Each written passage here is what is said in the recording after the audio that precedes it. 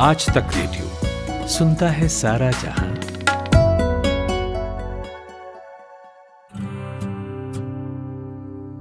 चलिए आपको सुनाता हूं आपकी ही कहानी। शुरू करते हैं नई कहानी का नया सफर।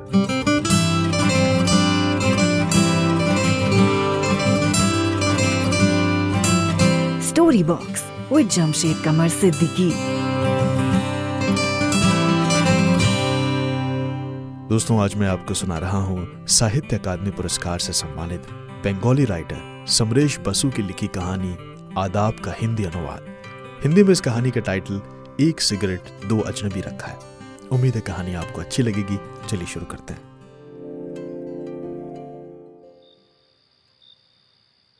कांपती खामोश रात, दूर तक गहरा सन्नाटा। तभी एक फौजी गाड़ी शोर मचाती हुई आई और इस कपकपी को और बढ़ा गई। गाड़ी ने विक्टोरिया पार्क के चारों तरफ सायरन के शोर के साथ चक्कर लगाया और गुजर गई। शहर में कर्फ्यू लगा हुआ था। हिंदू और मुसलमानों के बीच दंगा हुआ था। आमने सामने छिड़ी इस लड़ाई में तलवार, बंदूक, भाला सबका खुलकर इस्तेमाल हुआ था। मजहब के चश्मे लगाए इंसान अपने ही लोगों के खून के प्यासे हो गए थे। सड़क के एक तरफ के इलाके में जहां घनी बस्ती थी, वहां मौत के डर से औरतों और बच्चों के चीखने की आवाज कुछ कुछ देर में गूंज जाती थी। वो पूरा माहौल बहुत ही डरावना था और ऊपर से फौजी गाड़ियों की आवाजाही। लॉ एंड ऑर्डर बनाए रखने के लिए सैनिकों ने भी अंधाधुंध गोलीबारी की थी। सड़क से कुछ आगे जाकर एक जगह थी, कुछ चौराहे जैसी, जहां पर दो तरफ से आकर दो गलियां आपस में मिलती थी। इसी जगह के किनारे पर एक बड़ा सा ड्रम जैसा कूड़ेदान रखा था, जिसमें कुछ पत्तियां, कुछ खाली पैकेट और ऐसे कुछ सामान था। कूड़ेदान वाली सड़क खामोश थी कि तभी घुटने के बल चलता हुआ एक आदमी तेजी से गली के अंदर से निकला और कूड़ेदान की आड़ में छुप गया। फिर सर उठाकर ऊपर या इधर उधर देखने की हिम्मत उसे नहीं हुई। वो कुछ देर तक मुर्दे की तरह वहीं पर पड़ा रहा और चौकन्ना होकर दूर से आती हुई आहट को सुनने की कोशिश करता रहा। वो दूर से आते नारों की आवाज सुनने की कोशिश कर रहा था कि ये मुसलमानों का नारा है या हिंदुओं का। उसने गौर से सुनने की कोशिश की पर कुछ समझ नहीं आया। अचानक डस्टबिन में थोड़ी सी हरकत हुई। वो घबरा गया। जिस्म की एक एक रग झनझना उठी, जबड़े भींच गए और वो तैयार हो गया कि अगर किसी ने उस पर हमला किया तो वो भी उस पर कूद पड़ेगा, चाहे फिर जो भी हो। वो चौकन्ना था। डस्टबिन के अंदर अभी भी हरकत हो रही थी। उसने कूड़ेदान को थोड़ा सा खिसकाया और झांक कर देखा और फिर गहरी सांस ली। वहां अंदर एक कुत्ता था। ये तो सही जगह है छुपने की, किसी को पता भी नहीं चलेगा। बुदबुदाते हुए उसने कुत्ते को बाहर निकाला और खुद धड़ाम से उस बड़े से कूड़ेदान के अंदर कूद गया। पर जैसे ही वो अंदर कूदा, उसे महसूस हुआ कि वहां उस कुत्ते के अलावा कोई और भी था। वो घबराया। धीरे धीरे उसने सर उठाया तो पाया कि सामने उसी की तरह कोई आदमी और था जो कूड़ेदान में छुपा हुआ था। शायद वो भी जान बचाने के लिए इस कूड़ेदान के पत्तों के नीचे छुपा हुआ था। दोनों के दिल की धड़कन एक पल के लिए थम गई। दो जोड़ी पथराई हुई आंखें धीरे धीरे डर, आतंक, शक और घबराहट में गहराती चली गईं। कोई किसी पर विश्वास नहीं कर रहा था। दोनों एक दूसरे की नजर में हत्यारे थे। आंखों में ही वो एक दूसरे पर हमला करने की तैयारी में बैठे रहे। इसी इंतजार में दोनों की आंखों की पुतलियों से फूटती चिंगारियां धीरे धीरे ठंडी हो गईं। पर हमला किसी भी तरफ से नहीं हुआ। अब दोनों के मन में यही एक सवाल कौंध रहा था, ये हिंदू है या मुसलमान। लगता था जैसे इस सवाल का जवाब मिलते ही दोनों तरफ से कोई खतरनाक हमला होगा, कूड़ेदान में खून बहने लगेगा। लेकिन कोई किसी से यह पूछने की हिम्मत जुटा नहीं पाया। दोनों अपनी जान के डर से वहां से कहीं भाग भी नहीं सकते थे। पता नहीं सड़क पर कौन कहां से हाथ में कटार लेकर टूट पड़े। काफी देर तक इसी शक और पसोपेश में दोनों उस कूड़ेदान में अलग अलग तरफ सटे रहे और एक दूसरे को शक से देखते रहे, जाने कब कौन किस पर हमला करते। पर जैसे जैसे वक्त गुजरा दोनों का सब्र टूट रहा था। आखिर में एक ने पूछ ही लिया, अब तुम हिंदू हो या मुसलमान? तुम बताओ। दूसरे ने जवाब न देकर पहले का सवाल ही लौटा दिया। वो खामोश रहा।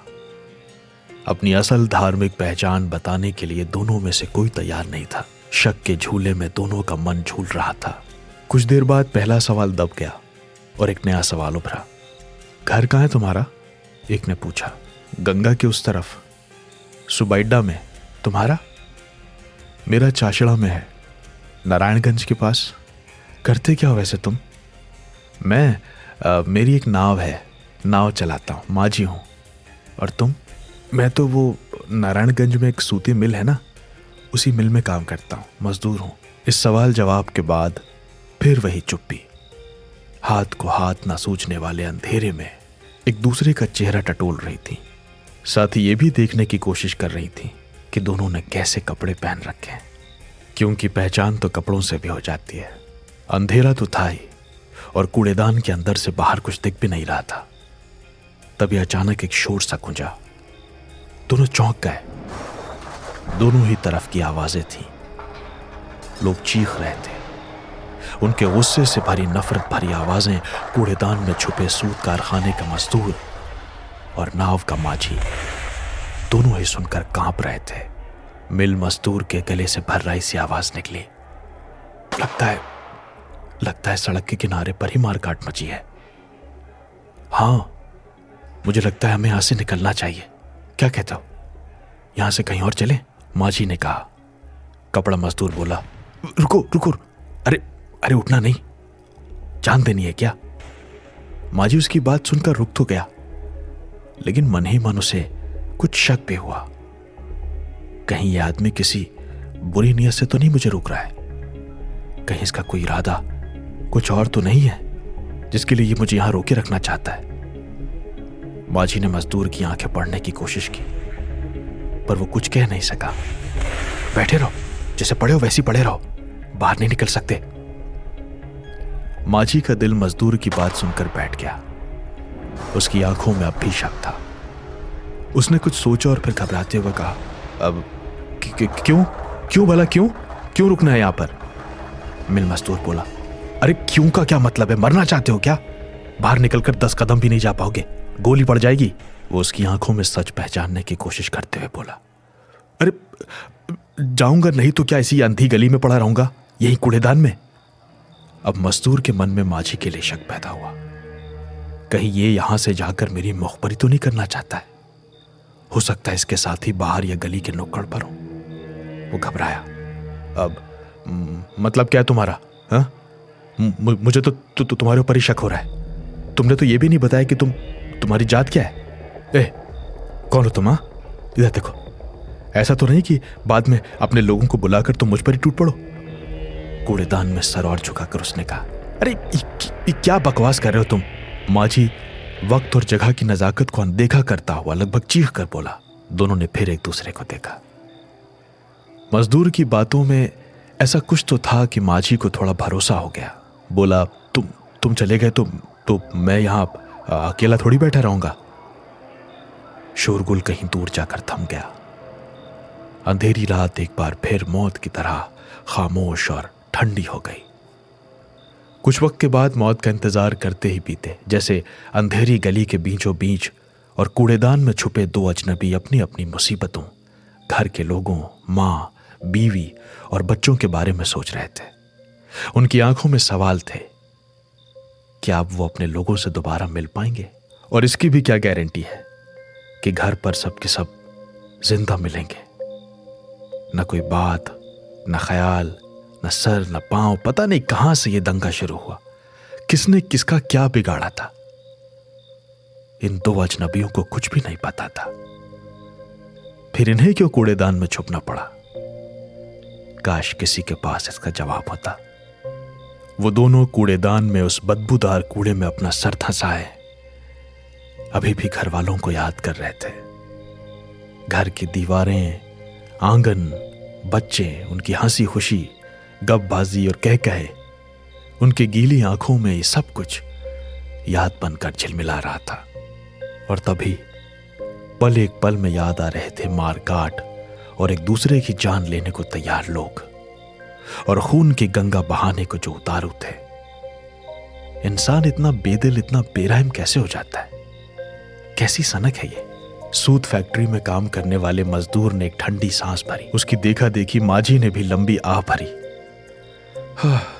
कुछ देर की खामोशी के बाद मजदूर ने कहा, सिगरेट पियोगे? कहते हुए उसने जेब से सिगरेट निकाली और माजी की तरफ बढ़ा दी। माजी ने सिगरेट को हाथ में लेकर अपनी आदत के मुताबिक एक बार दबाया और फिर होठों के बीच ठूंस लिया। मिल मजदूर अब भी माचिस की तीली जलाने की कोशिश में लगा था। उसे यह ध्यान ही नहीं था कि कूड़े में उसका कुर्ता कब का भीग चुका है और कुर्ते की जेब में रखी माचिस की तीली भी बुरी तरह सील चुकी है। कई बार तीली घिसने की खस खस की आवाज के साथ एक आध नीली चिंगारी कौंधी। आखिर में उसने मसाले से खाली तीली को झुंझलाकर फेंक दिया। तट साले, माचिस की तीली भी गीली हो गई। अब उसने एक दूसरी तीली बाहर निकाली। माजी अब तक अपना सब्र खो चुका था। वो मजदूर के पास खिसक आया।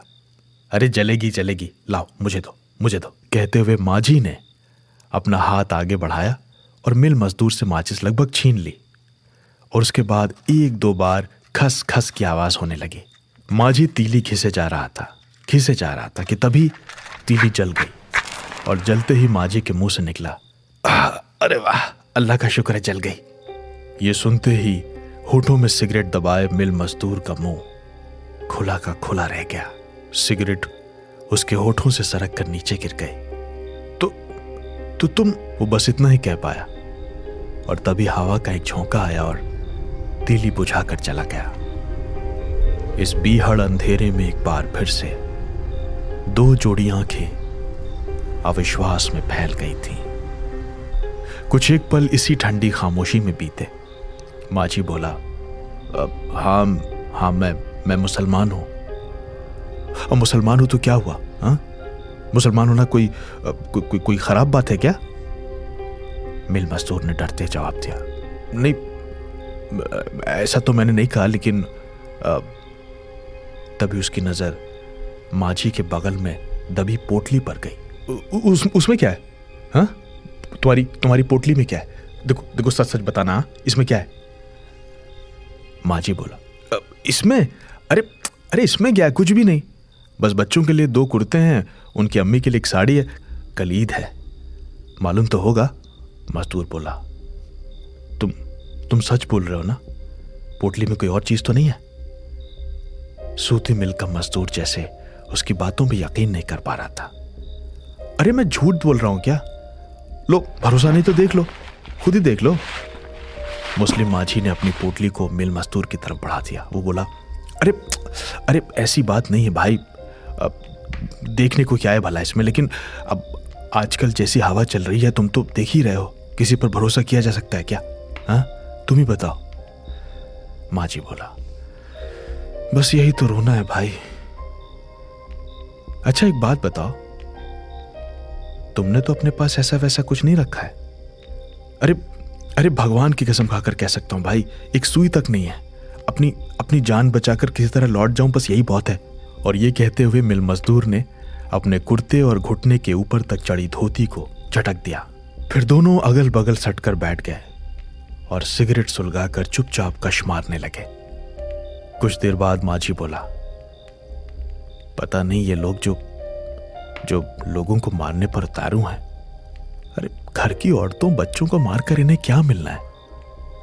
मजदूर ने उसकी तरफ देखा। उसे अखबारों में छपी खबरों की थोड़ी बहुत जानकारी थी। उसने सूखे गले से अटकते अटकते कहा, मिलेगा क्या? कुछ नहीं, पर गलती तो तुम्हारे उन्हीं लीग वालों की है। आग तो उन्होंने ही लगाई है और फिर इस दंगे को इनकलाब का नाम दे दिया। वाह। माजी बोला, पता नहीं, मैं ये सब नहीं जानता, पर मेरा कहना है कि इस मारकाट से होगा क्या? अरे 2 लोग तुम्हारे मारे जाएंगे, 2 लोग हमारे, मुल्क को क्या मिलेगा? अरे मैं भी तो यही कह रहा हूं, किसको क्या मिलेगा? मिलेगा मेरा ये घंटा? कहते हुए मिल मजदूर ने अपना अंगूठा आगे बढ़ा दिया। मरोगे तुम, मारे जाएंगे हम, और हमारी बीवी बेटियां भीख मांगती फिरेंगी। अभी पिछले बार के दंगे में मेरे बहनों के जिस्म के टुकड़े टुकड़े करके फेंक दिए। बहन विधवा हो गई। अब बेटी बेटे आकर गर्दन पर मेरे सवार हो गए। अब किसके आगे जाकर रोएं और अपना दीदा फोड़ें? हमारे नेता सब अपने बंगलों में बस पांव पे पांव चढ़ाकर बस फरमान जारी कर देते, और मरने कटने को तो हम सब हैं ही। सही कह रहे हो, हम जैसे आदमी ही नहीं है। अरे कुत्ते के पिल्ले हो गए, वरना इस तरह एक दूसरे को क्यों काटते? झपट रहे हैं, भौंक रहे हैं। हमसे तो ये कुत्ते ही बेहतर हैं। सिगरेट बुझ गई? हाँ, खत्म। सिगरेट खत्म होने की निराशा भी उसकी सामाजिक निराशा में मिल गई। अरे हमारे बारे में कोई सोचता भी है? अब यही जो दंगा हुआ है उसमें कौन नाते रिश्ते वाला है साला जो 2 ठो दाना जुटा देगा हैं? अब जब वापस जाएंगे तो क्या पता कि घाट के ऊपर मेरी नाव खड़ी भी होगी या नहीं, कौन बता सकता है? फिर किसी को याद करते हुए माँ जी थोड़ा सा मुस्कुराया और बोला, जमींदार रूप नारायण बाबू के घर के मुंशी हर महीने एक बार मेरी नाव पे जरूर आते थे, वही नैराचर पर कचहरी के काम से। अरे क्या बताऊं, बाबू का हाथ तो जैसे हजरत का हाथ है। 5 रुपया बख्शीश के और 5 रुपया नाव का किराया। अरे एक ही बार में 10 रुपया। बाबू बस एक बार आ जाएं तो 10 रुपए में मेरे घर के महीने भर की खाना खुराकी हो जाती थी। पर अब कोई हिंदू बाबू मेरी नाव पे पांव भी रखेगा? माँ जी की आवाज बुझ गई। सूती कारखाने का मजदूर कुछ कहना चाहता था, लेकिन उसके होंठ हिलते हिलते रह गए, क्योंकि बाहर से भारी बूटों की तेज आवाज आने लगी, जैसे सिपाही सड़क पर इस तरफ दौड़ते हुए चले आ रहे हैं। दोनों की जान गले में अटक गई। उन्होंने एक दूसरे की आंखों में देखा। क्या करें अब? लगता है हम पकड़े जाएंगे। माँ जी ने अपनी पोटली कांख में दबाते हुए कहा, चलो भाग चलते। लेकिन कहाँ जाएंगे? मैं तो इस शहर के रास्ते भी ठीक से नहीं जानता। अरे रास्ता जानने की जरूरत नहीं है, जिधर भी रास्ता मिलेगा बस भाग चलेंगे। चलो, हम बेवजह पुलिस वालों की मार क्यों खाए भला? हाँ चलो उठो, भागते हैं। हाँ लेकिन किस तरफ से चलोगे? पुलिस वाले तो बस आ ही गए। आवाज सुनो। माँ जी ने इशारा किया। उस तरफ, उस गली का जो सिरा दक्षिण की तरफ है ना, उधर से चलेंगे। चलो, यहां से निकल गए तो बादाम तला घाट तक पहुंच जाएंगे और फिर आगे कोई डर नहीं है। दोनों ने अपना सर नीचे की तरफ किया और फिर वो धीरे से खड़े हो गए। उनकी कमर बैठे बैठे दुख गई थी, पर उस वक्त उन्हें उस दर्द का एहसास नहीं था। दोनों आहिस्ता से कूड़ेदान से निकले और फिर दम साध कर सड़क की तरफ दौड़ पड़े। सुनसान सड़क बिजली की रोशनी से जगमगा रही थी। दोनों के पांव एक साथ रुक गए अचानक। कहीं कोई घात लगाकर बैठा तो नहीं है? लेकिन ये सब सोचने समझने का वक्त कहाँ था। वो चलते रहे। नुक्कड़ के पास एक बार इधर उधर देखकर दोनों सीधे पश्चिम की तरफ भागे, लेकिन कुछ आगे बढ़े ही थे कि उन्हें घोड़े की टाप की आवाज सुनाई दी। वो ठहर गए और एक दीवार से सट गए। उन्होंने दूसरी तरफ झांक कर देखा। दूर से एक घुड़सवार इधर ही आता दिखाई पड़ा, पर सोचने का वक्त नहीं था। बाएं तरफ की उस सकरी सी गली में, जिधर से संडास साफ करने के लिए मेहतर आते जाते हैं, दोनों उसी में घुस गए और सिकुड़ कर बैठ गए, दम साधे हुए। थोड़ी देर बाद वो घुड़सवार तेजी से हाथ में नंगी पिस्तौल लिए हुए गुजर गया। दोनों सांस रोके छुपे रहे। फिर घोड़े की टाप की आवाज आहिस्ता आहिस्ता होती चली गई। दिल में सिहरन पैदा करने वाली यह आवाज जब एकदम खामोश हो गई, तब दोनों एक बार फिर से आहिस्ता आहिस्ता कदम बढ़ाते हुए निकल पड़े। मिल मजदूर बोला, अरे संभाल कर, सड़क के किनारे किनारे चलो। दोनों बुरी तरह से डरे हुए थे और सड़क के किनारे लगभग तेजी से पांव बढ़ाते चले जा रहे थे। ए, रुको! अचानक माझी ने फुसफुसाते हुए कहा। क्या हुआ? मिल मजदूर के पांव रुक गए। उधर देखो, माझी ने कहा तो मजदूर ने उस तरफ देखा। लगभग 100 गज की दूरी पर एक मकान था जिसमें रोशनी जल रही थी। नीचे की तरफ ऊंचे से बरामदे पर 10-12 बंदूकधारी पहरेदार खड़े थे। उनके सामने एक अंग्रेज अधिकारी तमक तमक कर कुछ बोल रहा था। उसके मुंह से पाइप लगी थी, जिसके बेतरतीब धुएं में वो अपना हाथ मुंह हिलाए चला जा रहा था। बरामदे के नीचे घोड़े की लगाम पकड़े कोई दूसरा घुड़सवार खड़ा था। घोड़ा कुछ बिदका हुआ लग रहा था, शायद इसीलिए जमीन पर बार बार अपने पांव पटक रहा था। मियां माजी ने मजदूर से कहा, सुनो, वो रही इस्लामपुर चौकी। यहां से थोड़ी दूर पर चौकी के पास ही बाई तरफ से एक गली गई है। मुझे उस गली से बादाम तला घाट की तरफ जाना होगा। मजदूर का चेहरा फक्क हो गया। उसने घबरा कर पूछा, उधर? लेकिन उधर तो। हाँ, तभी तो मैं कह रहा हूं कि तुम यहीं रुको। घाट पहुंचकर तुम्हारा कोई काम नहीं बनेगा। ये हिंदुओं का इलाका है और इस्लामपुर मुसलमानों की बस्ती है। तुम कल सुबह होने पर अपने घर की तरफ निकल जाना। और तुम? मुझे तो यहां से निकलना ही होगा। माजी की आवाज भर्रा रही थी। मैं नहीं रुक सकता भाई। पिछले 8 दिनों से घर में क्या हुआ है कुछ भी नहीं पता। खुदा जाने घर में क्या हालत होगी।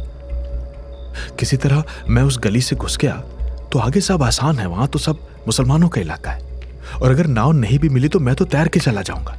जाना तो है ही। मिल मजदूर अचानक बोला, अरे नहीं मियाँ भाई। मजदूर ने माजी का कुर्ता खींचते हुए कहा, ये तुम क्या बोल रहे हो? सड़क पार करने में बहुत खतरा है। कहीं देख लेना पुलिस वाले ने तो सीधे वहां तक जाना बहुत खतरनाक है। तुम समझ भी रहे हो। पता है मुझे, लेकिन जाना है मुझे, माजी ने कहा। मुझे मत रोको भाई, कल ईद है। बीवी बच्चों ने आज चांद देखा होगा। उन सब के मन में कल सुबह के कैसे कैसे सपने होंगे। नए कपड़े, अच्छा खाना। वो मेरे बच्चे मेरी पीठ पर बैठकर ईदगाह जाते हैं हर साल। बीवी भी इंतजार कर रही होगी बेचारी। पता नहीं किस हाल में होगी इस वक्त। माजी का गला भर आया। मिल मजदूर के सीने में भी हुक सी उठी और उसने माजी का कुर्ता छोड़ दिया, जैसे कह रहा हो, जाओ मेरे भाई। फिर बोला, बस संभाल कर जाना। मिल मजदूर की आवाज भी रुआंसी हो गई। माजी बोला, तुम इतना क्यों डर रहे हो? और सुनो, यहीं कहीं आसपास बैठे रहो। सुबह निकल जाना, हिफाजत से रहोगे। चलता हूं। वैसे मैं इस रात की बात कभी भुला नहीं पाऊंगा। नसीब में लिखा होगा तो कभी न कभी फिर मुलाकात होगी। आदाब, मिल मजदूर ने झिझकते हुए कहा। अब आदाब। वैसे मैं भी इस रात को कभी नहीं भुला पाऊंगा भाई। दोनों ने एक दूसरे को एक नजर देखा और फिर माजी दबे कदमों से आगे बढ़ गया। मिल मजदूर भरी हुई आंखें लिए उसे तब तक देखता रहा जब तक उसे देख सकता था। उसके दिल की तेज धुकधुकी थम ही नहीं रही थी। उसके कान चौकन्ना थे।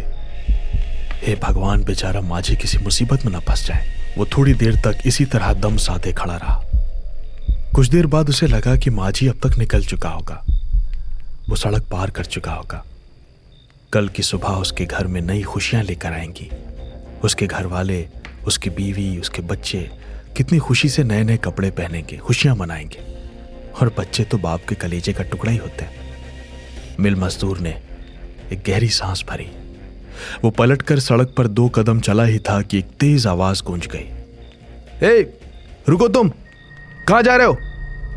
मिल मजदूर का कलेजा धक से रह गया और साथ ही भारी बूटों के दौड़ने की आवाज भी आई। कौन है ये जो जोर जोर से चीख चिल्ला रहा है? उसने देखा तो पुलिस वाले थे। एक सिपाही चिल्लाया, ए, देखो देखो, वो डाकू भाग रहा है, पकड़ो उसे। मिल मजदूर आड़ में छुप गया। फिर गर्दन निकालकर उसने देखा एक पुलिस अफसर अपनी मुट्ठी में रिवॉल्वर लिए दौड़ रहा था। और फिर पूरे इलाके की सर्द खामोशी को कपकपाते हुए उसके रिवॉल्वर की आवाज 2 बार गूंजी। 2 बार नीली चिंगारियां से निकली। मिल मजदूर का चेहरा भौचक्का था। उसकी आंखें फटी की फटी रह गईं। पुलिस अफसर पास ही घोड़े पर सवार होकर गली के अंदर दाखिल हुआ और फिर वो जिसे पुलिस वाले डाकू कह रहे थे, उसकी आखिरी चीख भी फिजा में गूंज गई। मिल मजदूर की बेचैन आंखों के सामने माजी के सीने से खून बहता रहा। उस खून में उसके बीवी बच्चे बह रहे थे। उसी खून में उसकी बीवी की साड़ी भी लाल हो गई थी। जैसे माजी कह रहा था, भाई, मैं अपने घर तक नहीं पहुंच पाया, मेरे नन्हे मुन्ने, मेरी बीवी, सभी त्योहार के दिन आंसू की गंगा में डूब गए। मेरे भाई, दुश्मनों ने मुझे उनके पास नहीं पहुंचने दिया।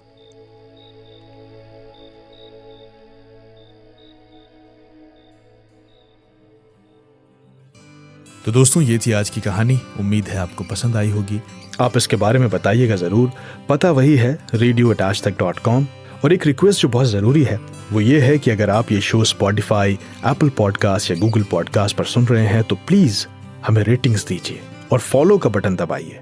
जहां शो का नाम है वहीं पर एक फॉलो का बटन है, आप उसे दबा दीजिए और वहीं पर आपको स्टार्स भी दिखेंगे। जितने भी स्टार्स आप देना चाहते हैं हमें दें, ताकि ये कहानियां लार्जर ऑडियंस तक पहुंच सकें। कहानी का साउंड डिजाइन किया है नितिन रावत ने। मेरा नाम है जमशेद कमर सिद्दीकी। दुआओं में याद रखिएगा।